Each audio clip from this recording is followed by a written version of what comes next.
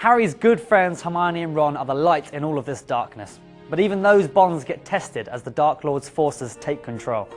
I think this film really is about the trio. It's about their friendship, and there's a lot of tension actually between the three of them, which there never really has been before. But Ron gets really jealous because he thinks there's something going on with Hermione and Harry when there isn't. So he leaves, and then Hermione gets upset, and then he comes back and he tries to like get her to come round again, but she's pretty angry.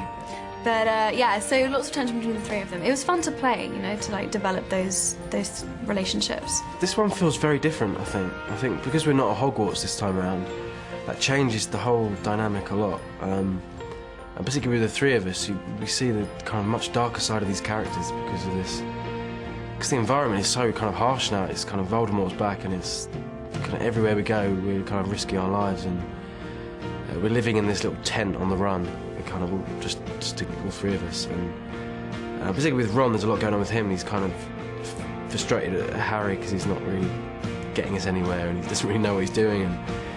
And yeah, he's paranoid and he's scared, and there's a lot of kind of clashes within the group, and it's quite cool to see that. Was it fun for you, or I guess a nice change of pace for you to really get in there? Because like you mentioned, there's some dark tone that comes out in your character, a side of Ron Weasley that we really haven't seen, even in just the physical appearance. Like you were deeply bothered and troubled. Was it something kind of interesting and fun for you to delve into that area of your character? Definitely, yeah. It was really kind of quite interesting. This is a different side of Ron we've never really seen, I think.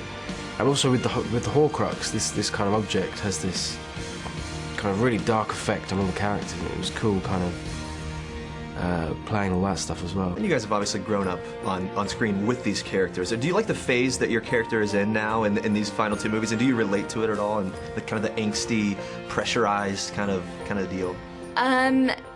Yeah, it was knackering actually. That's an English word. Is that knackering? Knackering. Let's find an American. Let's find an American equivalent. Shattered, just tiring. Tiring, exhausting. Means tiring. See, exhausting. Let's stick with knackering. Okay. It's so much more elegant. You know, isn't it? Something. It's a good word. You guys should start adopting it. Okay, knackering. We got it. It was absolutely knackering, and what's the thing? Yeah, it is because it's just so intense. You know, it's like it's from the very minute that the credits open. It's like you're straight in there with like this very intense fight scene, and you know, like all the way through. So yes, you can take a snapshot of this and think that it's an action thriller. There are these chase scenes, kind of freehand camera moves and things, almost like a Bourne Identity type at moments, right? There are elements of it. Completely. It's very visceral and like very real. All the action stuff is great. They've changed all the wand stuff as well.